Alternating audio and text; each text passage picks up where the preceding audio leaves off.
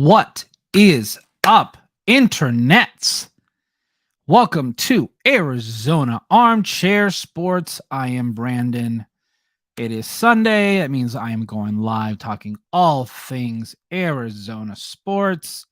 As we can see from the title of this video and the thumbnail, I will be discussing baseball here to start the day. The Arizona Diamondbacks are in fuego right now. They are playing phenomenal baseball. They've won 5 in a row. Now, it does have to be taken with a grain of salt. They did play probably 2 of the top 5 bottom teams in Major League Baseball with the Washington Nationals. They only played 2 games against the Nationals. Thursday's game got postponed due to the poor air quality on the East Coast late this week. But they did play 3 games against the Detroit Tigers. They won all 3, so I was very pleased with that. Big Reg, my man, the man with the hot takes. Thanks for stopping by. If you haven't already, everyone, make sure to like, comment, and subscribe to the channel so you don't miss any of this future content with me discussing all things Arizona sports. Diamondbacks currently are in first place, up 3.5 games on the LA Dodgers. They're tied for the best record in the National League with the Atlanta Braves. So Diamondbacks are on a high right now. They're playing very well. But what I really want to talk about, it might be considered a hot take. Corbin Carroll for NL Most Valuable Player. I get he's only played under 100 games. No one's talking about it because everyone is like, oh, it's Ronald Acuna Jr. and Luis Arias. But if you look at the numbers, Corbin Carroll is not that far behind in all offensive categories with Ronald Acuna Jr. Acuna has a couple more stolen bases, and I'm going to give that to the fact that Corbin got hurt in a series at Denver in the month of May. He hurt his knee, and the team was a little bit hesitant to let him play. They had him sit out for like 3 straight days, and then they didn't really have him run for like a week. That right there could be the difference. Corbin Carroll against the Detroit Tigers was phenomenal. Saturday. All right. Hold up. Was it Saturday? All right. I got to double check. I'm trying to remember if it was Saturday or Friday. I think, no, it was Friday. Corbin Carroll has 2 home runs. One of them is a line drive to right field. Mr. J the Sixth, my man, thanks for stopping by. Everyone, if you haven't, make sure to go ahead and subscribe to both J the Sixth channel and Living Big with Big Red's channel. They both do quality content over there.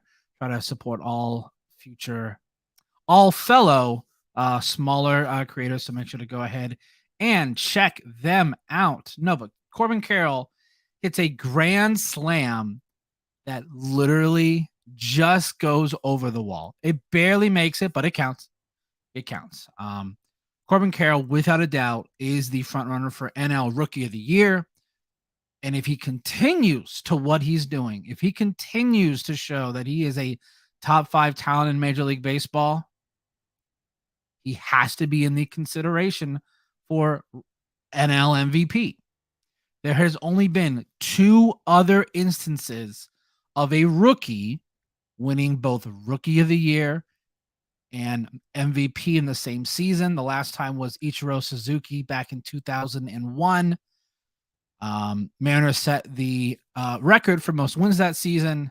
So yeah, it was definitely earned.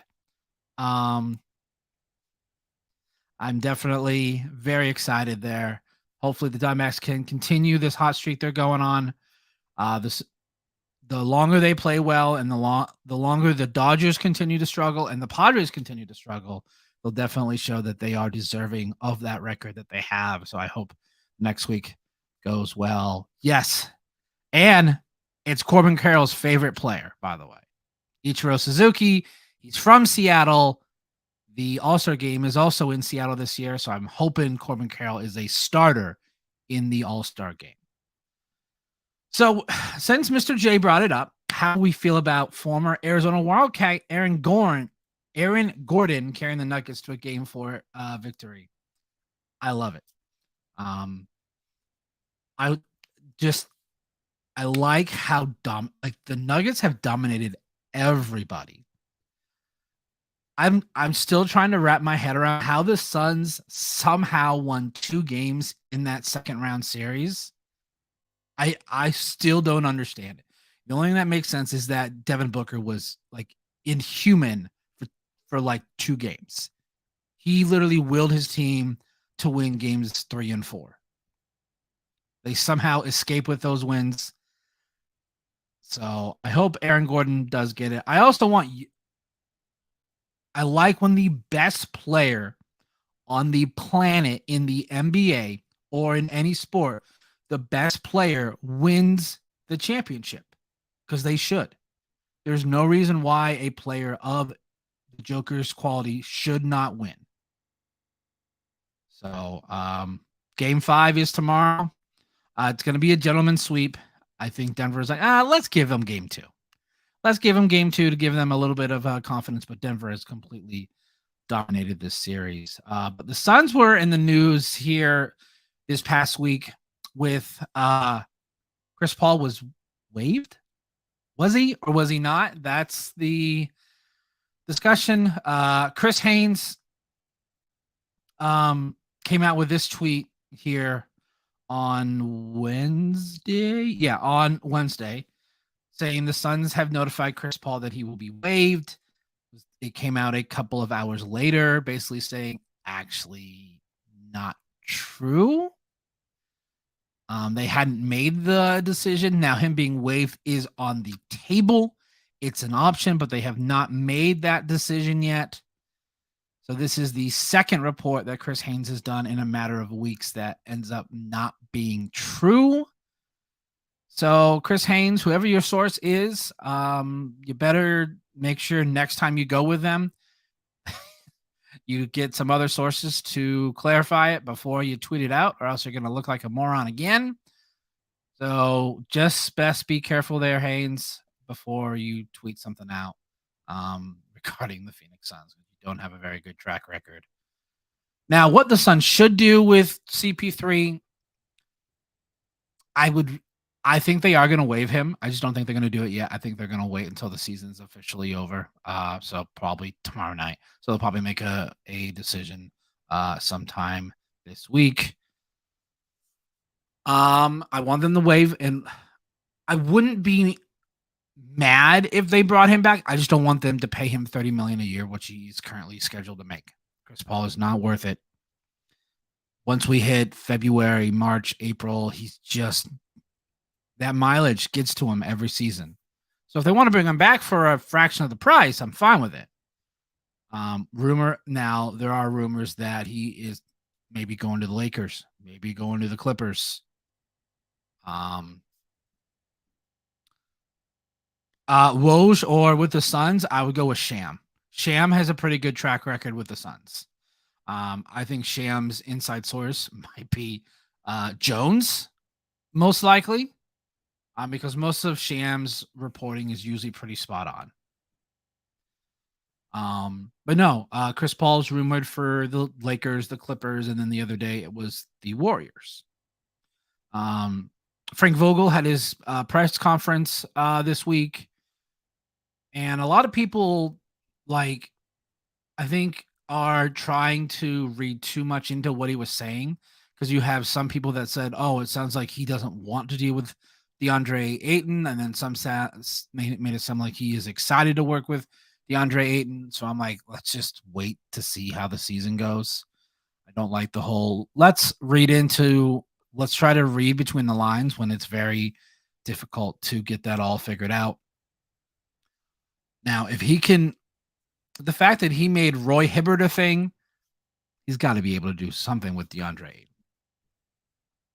I really do feel like DeAndre Ayton, his ceiling, he could be a very dominant big. And I don't understand why he's never been. 5 seasons, he's just His highest point was the 2021 playoffs with the Valley Oop, which I think is one of the most insane plays I've ever seen. That play with Jay Crowder. I think it was game 2 that they won of the NBA Finals. That play was absolutely insane.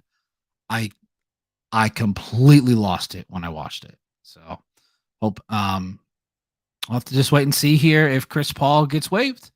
Are they going to waive and stretch him? Are they going to trade him? I don't even know what the hell you're going to get for CP3 at his age. I really, really don't know. And then there was the rumor also this week that the Suns are interested in Damian Lillard. Now, the idea sounds great. I just don't know how you implement that because he's scheduled to make more than CP3. And I'm pretty sure the whole point of waiving CP3 is so that they can use that money to get more depth and role players. I don't think they need another player that is very ball dominant, that needs the ball in his hands a lot. Because you have Booker, you have Durant. I don't know if you need Dame Lillard. They want to go ahead and try and make the move. I'm not going to be mad about it. So we'll just have to wait and see there. I'm hoping I hope the CP3 thing doesn't drag on too long. So hopefully they can make a decision here fairly soon. Moving on to the Arizona Cardinals. The Arizona Cardinals on their YouTube channel has a show called Flight Plan. We got a really great behind the scenes look at how the trade with the Houston Texans on draft day went down. I absolutely loved it to see kind of how Monty works under pressure when things need to get done. I've probably watched the clip like 3 to 5 times. I absolutely loved it. If you haven't checked it out, it's probably somewhere on Twitter or TikTok, or you can just go to the Cardinals YouTube and watch their most recent Flight Plan episode. The episode also went a lot more into learning more about Paris Johnson Jr., which I absolutely loved. I think it's absolutely hilarious that when the Cardinals were making the move to trade up from 12 to 7 to get him, he was in the bathroom. So he comes out of the bathroom and he wasn't like he was not expecting to go this high. His mom's like, "Your phone's ringing." He's like, "No, it's not." He goes, he looks at, he picks it up. It's Monty. So it is a very good watch. I absolutely loved it.